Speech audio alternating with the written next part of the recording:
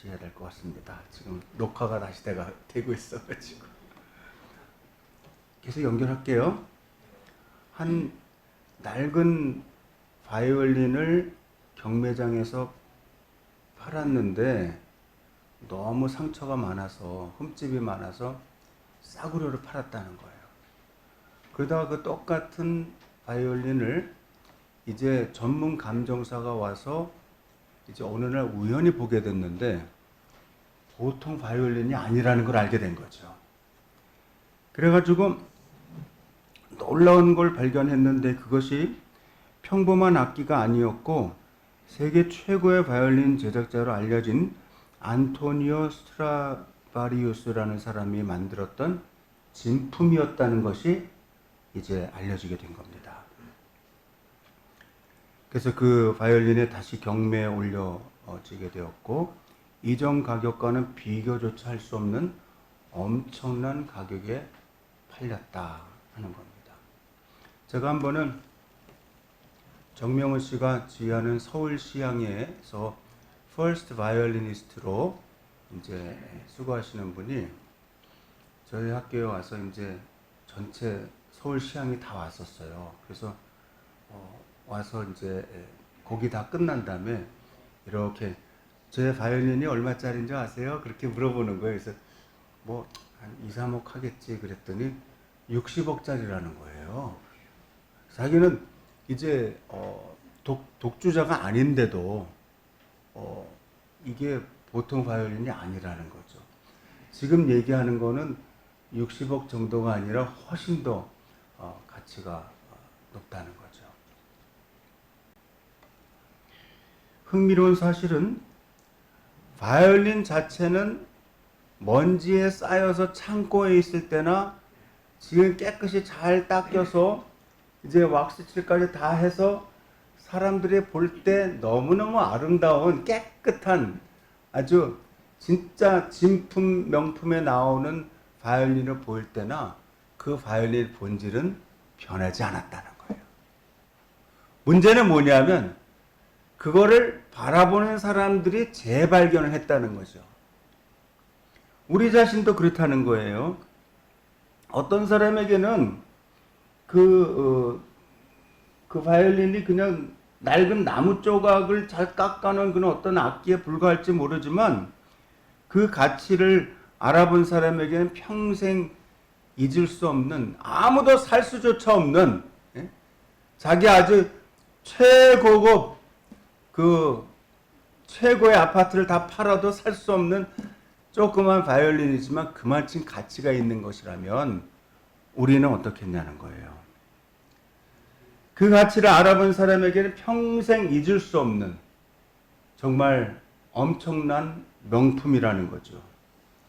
오늘 예수님께서 말씀하신 하나님의 나라도 이와 같다는 거예요. 가치를 모르는 사람에게는 하나님의 나라조차도 별 볼 일 없게 느껴진다는 거예요. 문제는 자기가 그걸 알아보는 눈이 없는 건데 마치 하나님 나라가 상대적으로 누가 보느냐에 따라서 변하는 것처럼 그렇지 않다는 거죠. 사랑하는 성도 여러분, 오늘 예수님께서 비유를 통해서 선포하시는 하나님 나라의 속성이 바로 이와 같은 것입니다. 세상의 눈에는 거칠고 평범한 돌멩이처럼 보이고 아무런 가치도 없어 보이는 곳에 하나님의 가장 찬란한 구원의 신비가 감춰져 있다는 거죠. 사실은 알고 보면 우리 일상 속에 하나님께서 너무너무 소중한 신비로운 그 구원의 실마리들을 구원으로 나갈 수 있는 실마리들을 많이 넣어 놓으셨다는 거예요. 제가 최근에 산 책 중에 책을 하나 소개하려고 가져왔는데요. 이 파커 파머라는 분이 지금은 85세신데 60세에 쓴 Let Your Life Speak라고 하는 삶이 내게 말을 걸어올 때라는 책이 있습니다. 제가 예전에 초판 나왔을 때 읽어보고 이번에 이거를 새로 샀어요. 근데 여기에 그 서문이나 이런 걸 다 새로 썼는데요. 굉장히 의미 있는 발견을 다시 하는 것 같아요. 여러분들 기회가 되시면 더우니까 막 돌아다니시면서 막 운동하고 그런 걸 조금 자제하시고 집에서 이렇게 책도 보시고 건강관리 잘 하시라고 제가 이 책을 하나 소개를 합니다. 한번 꼭 사서 읽어보세요. 나는 요새 책 살 여력이 없다. 그런 분은 저한테 문자를 주시면 제가 한 달 동안 읽고 다음번에 올 때 가져와서 빌려드릴게요. 아니면 동네 도서관 가셔도 신청하셔도 됩니다. 제가 그것을 알게 됐어요. 어떤 책이 너무 비싸가지고 사기가 어려웠는데 도서관에 가서 얘기하니까 그 책을 신청해 줄 수 있다고 그러더라고요. 사서. 유대인들은 로마를 전복시킬 화려하고 거대한 메시아 제국을 기대했지만 그러나 주님의 생각은 완전히 달랐습니다.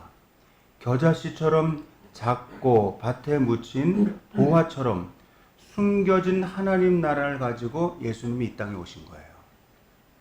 오늘 우리는 이 복음이 가진 내적 생명력과 절대적인 가치를 본문을 통해서 깊이 있게 살펴보고 이 하늘의 신비가 우리의 가장 평범한 일상과 가정에서 어떻게 우리에게 구체적인 구원의 역사로 다가오게 되는지 또 가시화되는지를 함께 그 은혜를 나누고자 합니다. 첫째는 겨자씨와 누룩의 비유입니다. 하나님 나라의 외적 확장과 내적인 변화인데요. 겨자씨는 보통 이렇게 비유로 말할 때 세상에서 가장 작은 씨앗으로 비유되곤 합니다. 근데 그 겨자씨가 아주 조그맣지만 나중에 땅에 뿌려져서 그게 이제 성장하게 될 때는 큰 나무가 돼서 새들이 깃들인다는 거죠. 겨자씨의 역설은 최소에서 최대로의 역설입니다. 미니멀에서 맥시멀로 가는 거예요. 그래서 천국은 마치 자기 밭에 갖다 심은 겨자씨 한 알 같으니 이는 모든 씨보다 작은 것이로되 라고 이 비유를 시작하고 계시는 거예요. 그래서 유대 사회에서 겨자씨를 얘기하면 항상 제일 작은 것, 그거에 대한 비유로서 겨자씨 얘기를 하시는구나. 그렇게 속담으로 이해를 한다 그럽니다. 미동조차 느끼기 힘든 이 작은 씨앗이 이 땅에 심기게 되면 그 당시 세상 사람들의 예상을 깨고 3, 4m까지 아니 5, 6m까지 자라는 그런 아주 거대한 초목나무가 된다는 것입니다. 여기서 공중의 새들이 와서 그 가지에 깃들이느니라 라는 표현은 구약성경 에스겔서 17장에 나오는 그 23절 또 다니엘서 4장에 나오는 이미지를 배경으로 하는데요. 구약에서 거대한 나무와 새들에 깃드는 것은 열방을 품는 큰 제국을 의미합니다. 그만큼 이 겨자씨가 작고 보잘것없지만 하나님의 나라는 지금 눈에 보이는 것 같지 않지만 보이지 않지만 사실은 모든 민족이 가서 깃들게 된다 하는 것을 이 겨자씨 비유로 우리가 알 수 있다는 것입니다. 이처럼 복음의 생명력은 결국 온 열방과 민족을 품는 우주적인 구원의 서사로 확장된다는 외적 확장의 신비를 보여주고 있습니다. 거기에 작은 두 번째 얘기는 누룩의 신비입니다. 누룩의 신비. 이제 가끔 집사람이 이제 빵 가게에 가서 빵을 안 사고 이제 이렇게 더울 때는 좀 힘든 것 같아요. 그래도 예전에 좀 시원할 때는 이렇게 밀가루를 조금 좋은 밀가루를 사서 거기에 이제 누룩을 효모를 넣는 거죠. 근데 그냥 볼 때는 너무너무 이 빵이 볼품이 없어 보여요. 파는 거는 이렇게 뭐 노릇스름하기도 하고 바짝바짝하기도 하고 이렇게 보암직한데 그냥 투박해 보이는데요. 실제 그거를 냉동에 넣어놨다가 꺼내서 잘 익혀가지고 먹으면 맛도 있고 소화도 잘 되고. 근데 제가 중요한 건 뭐냐면 그 빵을 이렇게 잘라서 속을 아무리 살펴봐도 거기에 누룩이 보이지 않는다는 겁니다. 누룩의 역할은 뭐예요? 들어가서 완전히 스며들어서 녹아지는 거예요. 그러니까 하나님 나라는 그와 같다는 거예요. 하나님 나라는 사람들에게 늘 살아있어가지고 자기가 드러나는 게 아니고 하나님 나라는 들어가서 녹아져서 스며든다는 거죠. 그래서 천국은 마치 여자가 가루 소말 속에 갖다 넣어 전부 부풀리게 한 누룩과 같으니 그런 말씀을 써놓으신 겁니다. 겨자 12호가 시각적인 외적 확장을 보여준다면 누룩의 비유는 보이지 않는 내적 변화를 의미합니다. 저는 이것을 한국교회에 주는 일종의 성장과 성숙의 비유로 얘기하곤 합니다. 너무 오랜 세월 동안 한국교회는 이렇게 목회자들끼리도 만나면 거기는 몇 명이나 모여요. 또 건물은 어떻게 지었습니까? 또 거기에 성가대가 몇 명이에요? 교사가 몇 명입니까? 아이들이 몇 명이니까 항상 물어볼 때 보면 그 외적인 성장 숫자를 가지고 그 교회를 판단하려고 하는 기준으로 삼고자 하는 그런 시도가 많았어요. 그러나 사실은 성장 다음에 성숙이 없는 기관이나 사람은 굉장히 아주 말이 안 되는 거죠. 예를 들어서 어떤 사람이 계속 성장만 해봐요. 어느 수준이 되면 그때서부터 성숙을 해야 되는데 우리 자녀들도 계속 우리 부모에게 와서 캥거루족처럼 우리 부모님 배에 계속 들어가겠다 그러면 되겠어요? 어느 순간부터는 독립을 해야죠. 또 독립을 하는 것뿐만 아니고 이제는 부모님을 책임을 져야죠. 꼭 뭐 돈을 주라는 얘기가 아니고 정신적으로 하는 모든 면에서 이제 부모님을 이제 보호해주는 그런 입장이 돼야 된다는 거죠. 그러니까 한국교회는 너무 성장에 초점을 맞춘 나머지 성숙하는 것에 대하여 소홀히 한 점이 너무나 많다는 거예요. 그래서 이제는 예수님이 키가 자라고 지혜가 자라면서 하나님과 사람 앞에서 사랑스러워진 것처럼 우리 한국교회도 이제는 성숙한 조직이 돼야 된다는 거죠. 아멘입니까? 아멘. 그게 되지 않으면 마치 밀가루 속에 여전히 살아있는 누룩이 된다는 의미가 됩니다. 이것이 복음의 내재적인 능력입니다. 성령의 통치가 한 인간의 신령과 역사 속에 침투하면 겉으로는 요란하지 않지만 그의 가치관, 세계관, 인격을 밑바닥에서부터 전면적으로 변화시킵니다. 그래서 저는 우리 한국교회가 지금 젊은이들이 교회를 떠나고 많은 이들이 집에서 그냥 텔레비를 예배드리고 와서 교회 와서는 봉사하지 않으려고 그러고 이제 내가 아직까지 그 일을 해야 되겠냐고. 제가 한번 캐나다에 어떤 교회 갔더니요. 그 이름도 굉장히 아주 재미난 이름인데 본 한인교회예요. 본. 그래서 본은 나는 저 유럽에 있는 도시인 줄 알았더니 여기도 본이 있네. 여기도 본이 있습니다. 아주 큰 교회예요. 한 1,500명, 200명 모여요. 예? 근데 굉장히 성숙한 교회임에도 불구하고 코로나 때부터 그 코로나 지난 다음서부터는 많은 사람들이 교회에서 봉사하는 걸 끔찍해 한다는 거예요. 그래서 장로님들이 다 나와가지고 의자 정리를 하고 막 그러고 있더라고요. 나이 많은 분들이. 그래서 온 교회가 같이 해야지 왜 나이 든 사람들 이거 합니까? 그랬더니 이제는 그런 일 하라 그러면 안 온다 그런다는 거예요. 아, 그래요? 우리는 그동안 너무 성장을 많이 가르쳤다. 목사님들도 이 교회가 조금 크고 그러면 조금 어깨에 힘을 주고 교회가 좀 작으면 저 뒷줄에 가서 쓰고 그런 거조차 해서는 안 된다는 거죠. 열등감의 발로라는 거죠. 본론 두 번째 보면 감추인 보화와 좋은 진주의 비유가 있습니다. 발견의 역동성과 절대적인 가치를 얘기하는 건데요. 앞선 두 비유가 하나님 나라의 성장과 변화, 성숙을 다뤘다면 이어지는 보화와 진주의 비유는 그 나라를 대하는 인간의 반응과 결단에 대한 이야기를 다루고 있습니다. 천국은 마치 밭에 감춘 보화와 같으니 사람이 이를 발견하고 숨겨두고 기뻐하며 돌아가서 자기의 소유를 다 팔아 그 밭을 사느니라. 고대 군동에는 전쟁이 잦았기 때문에 전 재산을 땅에다가 파묻어 두고 다니는 경우가 많았대요. 그때는 무슨 막 이런 금고가 있고 그러기가 보통 사람도 어려우니까. 비유 속에 나오는 농부는 남의 밭을 갈다가 우연히 소유주조차 몰랐던 보화를 발견한 겁니다. 이 농부의 행동을 보세요. 그는 기뻐하며 돌아가서 자기의 소유를 다 팔아서 그 땅을 사는 거예요. 여기서 밭을 사는 행위는 율법적인 의무나 고행이 아닙니다. 더 큰 가치를 발견한 자기의 압도적인 기쁨에서 나오는 자발적인 포기를 의미하는 것입니다. 내 소유를 파는 아픔보다 보화를 얻는 기쁨이 너무나 크기 때문에 그 희생을 감내하고서라도 하겠다는 것이죠.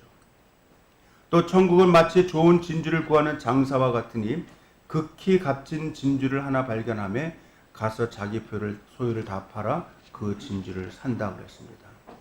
농부가 우연히 발견했다면 진주 장사는 최고의 가치를 찾아서 헤매고 있는 전문가였다고 볼 수 있습니다.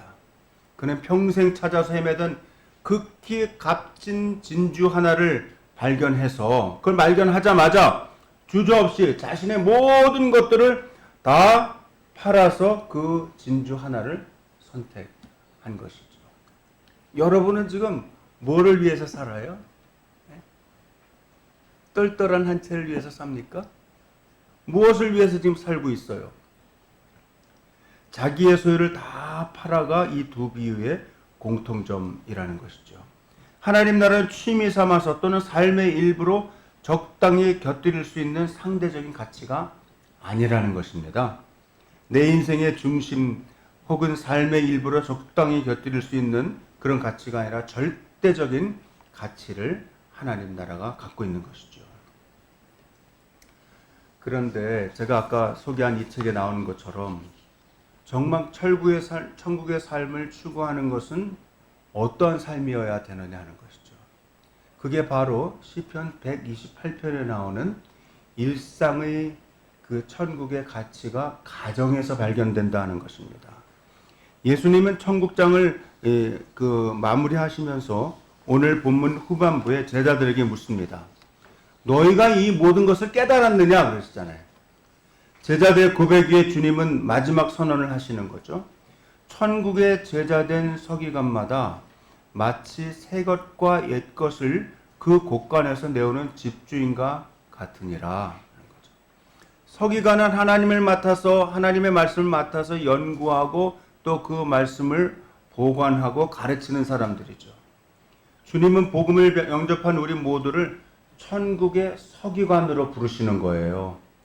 우리는 구약의 언약과 오랜 믿음의 유산의 옛것을 소중히 여길 뿐만 아니고 또 오늘 마태복음과 시편의 말씀처럼 지금 내 삶의 자리에서 새롭게 끄집어내는 보물을 가지고 살아야 되는 사람들이라는 거죠. 그 보물이 어디서 나오느냐? 우리의 평범한 일상의 가정에서 나온다는 것입니다. 성령의 능력인 새 것을 우리 인생의 곳간에서 자유자재를 꺼내서 세상에 나눠주는 영적 공급자가 다 되실 수 있기를 바랍니다. 그렇게 하기 위해서 어떻게 해야 되겠어요? 매일 하나님 앞에 가정에서의 짧지만 아주 깊은 의미의 제단을 쌓아야 되는 겁니다. 오래 드리지 않아도 괜찮아요. 예배를 10분, 20분, 30분 드리지 않아도 괜찮아요. 찬송을 한 장 부르고 성경을 잠시 몇 장 읽고 그 다음에 꼭 필요한 기도 제목을 써놓은 것을 같이 배우자와 자녀들과 같이 읽어나가면서 기도를 하면 된다는 거예요. 하나님께서는 우리가 먹고 마시고 잠자고 함께 TV도 보고 어울리는 이 가정의 재단 안에서 가정의 식탁 아래서 하나님의 나라를 이루어가고 계신다는 거예요. 하나님 나라를 이뤄나간다는 것이 무슨 특별하게 신비한 것을 추구하고 그 안에서 그냥 집에 있으면서도 꼭 교회에서 사는 것처럼 양복을 입고 있으라 그런 얘기가 아니고요. 어떤 분이 예전에 저는 처음에는 농담으로 그러는 줄 알았는데 자기는 앉으면 기도하고 일어서면 전도한다는 거예요. 어떤 목사님이 그러셨어요. 그래서 그냥 들을 때는 아멘 하고 들었는데 그건 너무 틀에 박힌 삶 아닌가. 어떻게 앉으면 기도하고 일어나면 전도를 하는가. 그러면 나머지 삶은 다 의미가 없다는 얘기야 뭐야. 제가 젊을 땐 그렇게 들었는데요. 저 그 목사님 다시 만나면 말씀드리고 싶어요. 가정에서 맛있는 음식을 나눠 먹는 것도 하나님의 귀한 백성이 할 일입니다. 또 우리 손주들, 자녀들과 함께 너는 오늘 뭐하고 지내다가 왔어? 오늘 어려운 일 없었니? 라고 물어보는 것도 하나님의 나라를 세워가는 아주 귀중한 우리의 가정에서의 천국의 삶이 된다는 것이죠. 여러분들도 그렇게 하실 수 있기를 바랍니다. 하나님의 나라는 저 멀리 우주 너머에만 있는 막연한 나라가 아니라는 거예요. 그 나라는 비록 세상의 눈에는 보이지 않는 겨자씨와 같고 누룩 같지만 일단 우리 영혼의 보화로 임하면 우리의 온 소유를 다 바쳐도 아깝지 않은 절대 가치가 하나님 나라입니다. 아멘. 하나님 나라를 추구하면서 사는 사람들은 하나님께서 통치하시는 하나님 나라를 생각하고 하나님께 늘 첫 자리를 내드리는 겁니다. 하나님, 제 삶의 중심에 오세요. 제가 아침에 일어나서 기도할 때나 잠자리에 들어서 이제 자기 전에 마지막 기도를 드리잖아요. 그런데 다시 안 일어날 수도 있으니까 제가 하나님, 이 잠자리를 축복해 주시고 제가 하나님의 나라를 생각하면서 하나님이 기뻐하시는 것을 하고 하나님이 싫어하는 것을 멀리 할 수 있도록 도와주세요. 예수님이라면 어떻게 하실까 늘 질문하면서 거기에 맞춰서 행동할 수 있도록 도와주세요. 라고 간절히 기도를 드립니다. 천국의 통치를 인정하고 여호와를 경외하는 자의 삶에는 오늘 시편의 고백처럼 내가 흘리는 노동의 땅방울이 결코 헛되지 않고 또 우리 가정의 식탁 위에 포도나무의 기쁨과 감람나무의 미래가 피어나는 복이 임하게 될 것입니다. 이번 한 주간 비록 덥고 또 어떤 의미에서 이 어르신들이 견디기가 힘든 이런 기후이지만 그래도 감추어진 이 천국의 신비를 나의 평범한 일상 속에서 찬란하게 드러내시는 여러분과 제가 될 수 있기를 바랍니다. 그래서 우리 모두가 천국의 하나님의 제자이자 또 지혜로운 집주인들로 살아가시기를 주님의 이름으로 축원드립니다. 기도하겠습니다.